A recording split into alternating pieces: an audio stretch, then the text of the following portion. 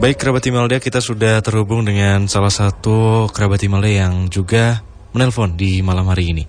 Ada Mas Esa yang ada di Blora. Halo, selamat malam Mas Esa. Halo, selamat malam Mas. Oke, boleh Mas langsung diceritakan ini kejadiannya kapan dan di mana? Kejadian ini sekitar 2 bulan yang lalu. Kejadian ini di Pegunungan Kendeng yang ada di daerah Kembang. Pada saat itu Pak D dari istri saya itu kecelakaan. Kecelakaan dan kejadiannya sore. Istri saya panik. Terus kan satu PT sama saya, satu kerjaan sama saya. Jadi sama teman-teman dari evakuasi udah meluncur dulu. Saya jemput istri, kan saya sama istri sama anak serumah. Kan anak nggak ada yang jaga, jadi terpaksa saya ajak. Walaupun dalam pemikiran saya anak ini kan bisa dan biasa melihat sesuatu yang nggak kasat mata. Kita perjalanan kurang lebih 1 jam lewat hutan dan naik gunung. Perjalanan ke sana itu sama sekali nggak ada desa, dan desa terdekat kurang lebih 5 km. Sampai di sana maghrib, saya langsung turun dari sepeda motor. Anak saya udah bilang, banyak hantu. Oke lah, karena sesuatu harus evakuasi, jadi saya fokus. Udah Dek, kamu diem sama ibu ya. Saya ikut evakuasi. Kemudian anak saya terus ngerengek Mas, terus ngerengek minta pulang.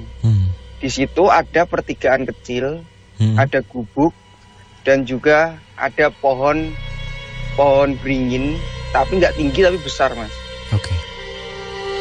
Anak saya terus lihat ke situ sambil bener-bener mukanya takut banget,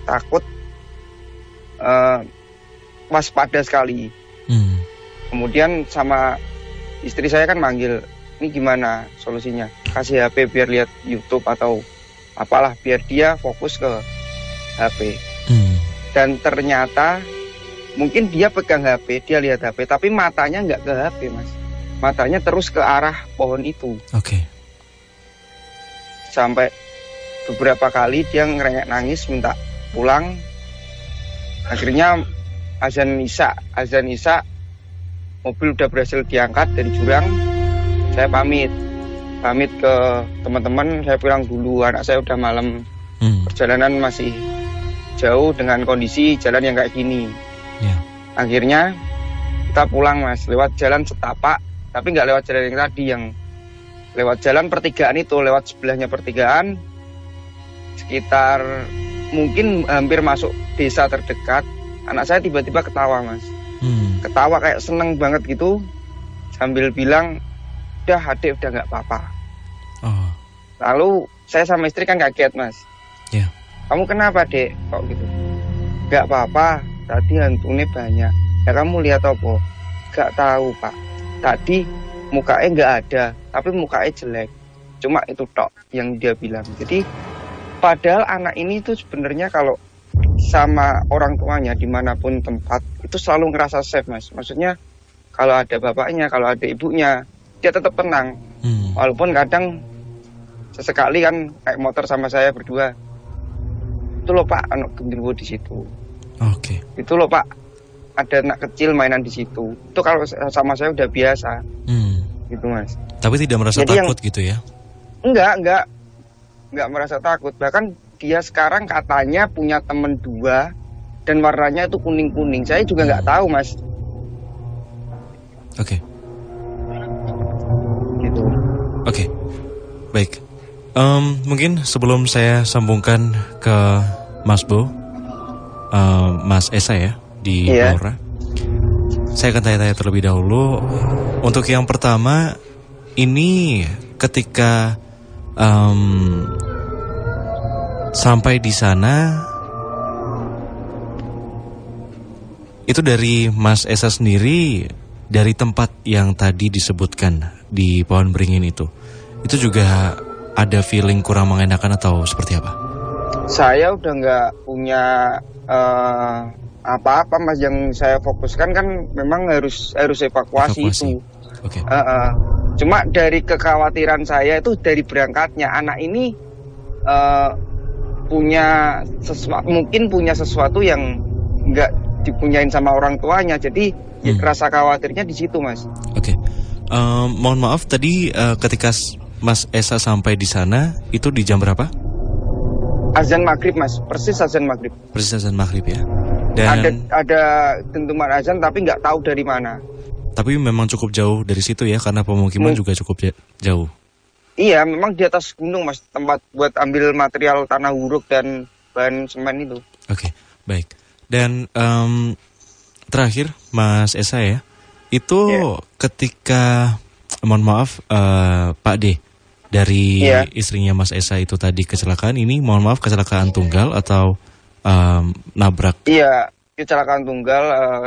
Kejadiannya itu karena remblong dan kejadian di situ udah beberapa kali dan nggak selamat orangnya. Dan pas Pak D saya itu sama sekali nggak luka. Saya yang model hancur, Mas, memang benar-benar masuk jurang.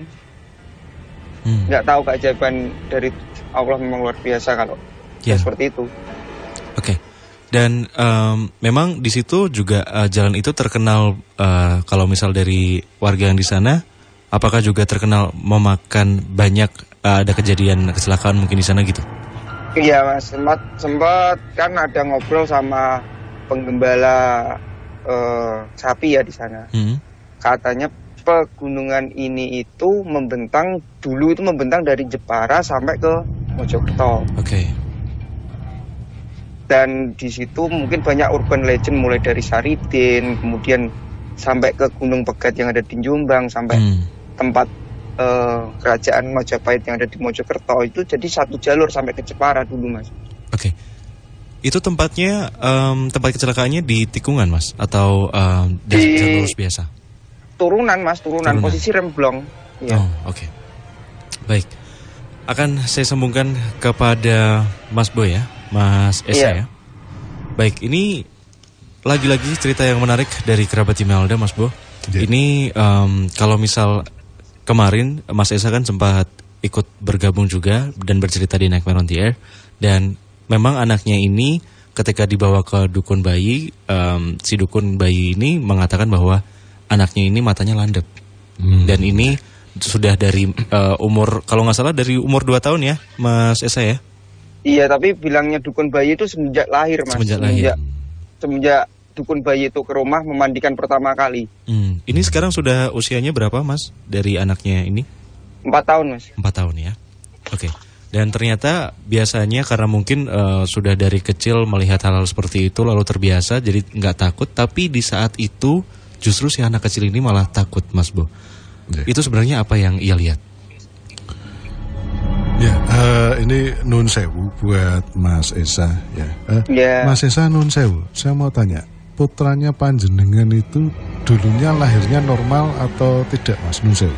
Dalam arti begini, normal persena normal atau sesar, itu yang pertama. Yang kedua, apakah ada ciri-ciri khusus mungkin kalung usus atau sungsang nun sewu, Mas? Posisinya itu lahirnya normal, Mas, sebenarnya. Cuma tanggal 11 April itu udah, kalau orang Jawa ngelarani, Mas. Cuma keluar tanggal 11 April, tanggal 12 itu ulang tahun saya cuma bilang, kamu sambil pegang perut istri, kamu mau bareng bapak gak, Nduk? Kan memang udah 2 SG, udah kelihatan cewek. Dan akhirnya enggak, Mas, tanggal 12 itu masih enggak lahir. Jam 12 persis, bidan kan di puskesmas, Mas. Di puskesmas itu bilang kalau ini jam 12 nggak bisa keluar, kita rujuk ke RSU. Dan jam 12 malam itu memang nggak keluar. Langsung naik ambulan ke RSU. Saya baru masuk RSU, saya ngurus pendaftaran, baru keluar itu, Mas. Anak saya. Non sewu, kalau panjenengan memperhatikan putranya panjenengan, ada tanda lahir di sebelah kiri enggak, Mas? Nun sewu. Seperti kayak toh atau andeng-andeng nun sewu. Di sebelah kiri ada tohnya, tapi di bagian tangan. Maksudnya sebelah kiri ya, Mas ya, nun sewu. Iya. Oh, ya. Oke, ini Nun Sewu, ini hanya saya bertanya-tanya sedikit ya tentang putranya aja. Nah ini Nun Sewu, untuk cerita dari Mas Esa tadi, Nun Sewu. Mas Esa itu tadi panjang menyebutkan satu pegunungan, kalau bahasa saya itu pegunungan Gamping ya Mas ya, Nun Sewu di. Iya. Mungkin kalau boleh disebutkan itu pegunungan Kendeng Utara aja, Nun Sewu. Iya betul. Oke. Ya. Jadinya memang kalau bahasa saya di tempat itu atau di daerah pegunungan itu memang banyak apa yang dikatakan Mas Esa ya, urban legendnya banyak sekali. Yeah. Dan di sana juga ada satu area namanya, mungkin kalau orang-orang sekarang itu menyebutnya area 36 Mas. Boleh dijelaskan itu Mas Bu? Mungkin kalau bahasa saya area 36 itu adalah orangnya itu seperti kita Mas. Tapi orang itu mempunyai satu teknologi tinggi, Nun Sewu, yang bisa bersatu dengan alam terus kemudian tidak kelihatan Mas. Mungkin kalau orang lain bilang itu adalah daerah apa ya, jin. Perkampungan jin. Kalau bahasa saya pribadi itu area 36. Jadinya memang mereka manusia seperti kita. Tapi kita istilahnya kalau sana itu bisa menyatu dengan alam dengan teknologi mereka. Sama cerita urban legend yang berasal dari Gunung Kerinci dengan manusia harimaunya. Nah, seperti itu. Dan Nun Sewu Mas Esa, putranya panjenengan saat itu melihat seorang cewek tanpa muka yang duduk, kalau ini saya sketsakan. Ini di sini kok Nun Sewu kayak gubuk, kayak yang di untuk tempat istirahat itu loh, kalau bahasa saya. Iya. Dengan bambu ya, dari bambu ya Mas ya. Kalau dari apanya saya nggak begitu memperhatikan Mas, cuma posisinya itu memang sebelahnya pohon beringin, nggak tinggi tapi besar Mas. Dan itu putranya panjenengan melihat seorang wanita tanpa wajah duduk di dalam apa itu namanya, gubuknya itu ya Mas ya. Kalau wanita atau pria nggak tahu, cuma bilangnya nggak ada punya muka, tapi mukanya jelek, cuma bilang gitu. Dan ada anak kecil yang ikut dia lihat HP-nya itu, cuma bilang itu tok Mas. Tapi ketika itu kenapa si anak dari Mas Esa ini merasa takut dan waspada seperti terancam gitu Mas? Apakah memang dari energinya atau dari sosok ini sebenarnya ingin mengungkapkan sesuatu? Ya, ini Nun Sewu Mas Irfan. Mas Esa, Nun Sewu. Ya. Pada waktu titik kecelakaan daripada Pak D-nya istrinya panjenengan itu, Nun Sewu. Itu pertigaan, terus kemudian jalan turun, terus kemudian belok ke kiri enggak Mas? Nun Sewu. Kayak turunan tajam belok ke kiri. Jadinya kayak tikungan tajam gitu enggak Mas? Ya, turunan benar-benar turunan tajam. Ya, kalau pertigaan yang dimaksud itu yang untuk menuju ke arah desa, arah saya pulang itu beloknya ke kiri. Maksudnya pada waktu jalanan turun itu, pada waktu titik kecelakaan itu ada tikungan tajamnya enggak Mas? Nun Sewu, jalan menurun ada tikungan tajamnya enggak Mas? Itu dari atas sampai bawah memang tikungan tajam semua, Pak. Oke. Jadinya kalau bahasa saya gini, sebenarnya Nun Sewu, itu jadinya kalau pada waktu turun di kiri itu Nun Sewu ada pohon besar enggak Mas? Dan itu di sebelahnya itu ada kayak batu mencongol ya, kalau batu yang muncul ke permukaan gitu. Ya, besar itu enggak Mas? Nun Sewu, sebelah kiri jalan pada waktu mau ke arah tikungan yang sangat tajam itu atau titik kecelakaan itu Mas? Iya. Kalau batu memang banyak Mas. Di situ ada yang besar cuma satu. Entah itu nggak bisa dipecah atau gimana, saya nggak tahu. Dekat pohon enggak? Pohon besar juga Nun Sewu. Di situ nggak ada pohon Mas. Waktu tikungan itu pohonnya ya cuma satu yang di pertigaan itu Mas. Pohon beringin itu ya? Cuma satu itu. Dan pohon itu nggak tinggi Mas. Nggak tinggi tapi besar. Nun Sewu, batu itu Nun Sewu, batunya itu agak kalau orang bilang itu agak bunder enggak Mas? Ya, penglihatannya itu visualnya itu seperti batu yang ada di Cipali itu loh Pak, yang Ya, jadinya gini Mas Esa, memang kalau pandangan saya di situ ada satu gate atau gerbang ya. Gerbang memasuki, mungkin kalau bahasanya itu dimensi lain. Seperti itu. Dan di titik itu sering terjadi satu kecelakaan.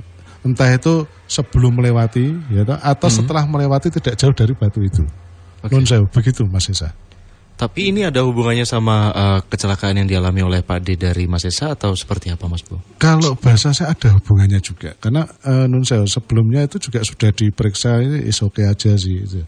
Cuma pada saat itu ya, mungkin kena satu radiasi gitu ya. Kita pakai logika aja.